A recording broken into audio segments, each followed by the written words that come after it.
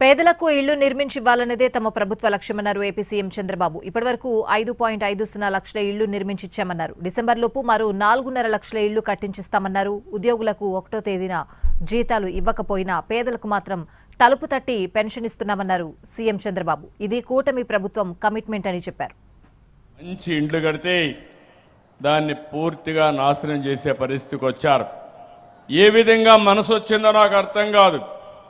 పేదవాళ్ళ పొట్టగొట్టారు, మీకు అన్యాయం చేశారు, ఏమాత్రం కూడా బాధ్యత లేకుండా ప్రవర్తించారు.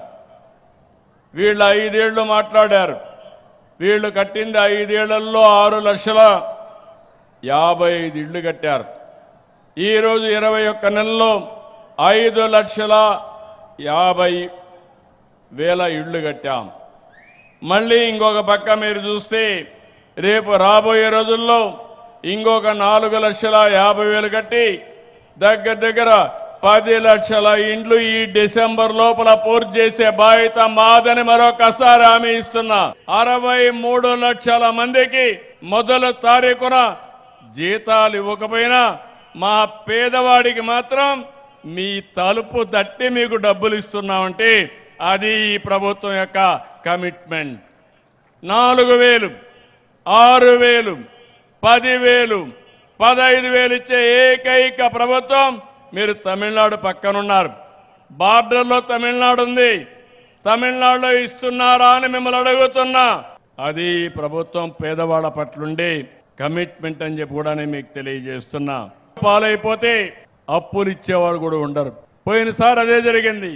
అప్పులు ఎక్కువ అయిపోయినాయి, అప్పులు ఇచ్చేవాళ్ళు లేరు. కేంద్రం ఇచ్చే నిధులు డైవర్ట్ చేసేశారు, అది కూడా ఆగిపోయింది. ఆస్తులు తాకట్టు పెట్టారు. 13%, 14% వడ్డీకి తీసుకొచ్చారు. మీ ఊర్లో కూడా మీరు చూస్తారు, అప్పు కట్టలేడంటే వడ్డీ ఎక్కువ ఇవ్వమంటారు. 2 రూపాయలు వడ్డీ, 3 రూపాయలు వడ్డీ ఇస్తారు. ఆ అప్పులు కట్టలేక వడ్డీ కట్టలేక మునిగిపోతారు.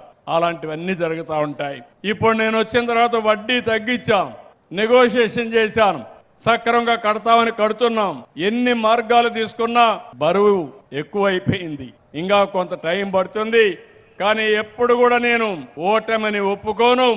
మళ్ళీ రాష్ట్రాన్ని బాగు చేసి మీ రుణం తీర్చుకోవడానికి ముందుకు పోతామని మరొక్కసారి మీ అందరికీ హామీ ఇస్తున్నా.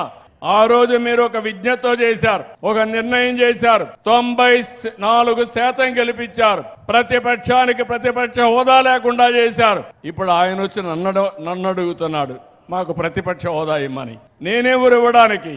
ప్రజలు మెచ్చితే మీకు ఇస్తారు, రేపు కూడా ఓట్లేస్తారు. ఓట్లేయకపోతే మీరు కూడా ఎమ్మెల్యే గారు. ఆ విషయం గుర్తుపెట్టుకోవాల్సిన అవసరం.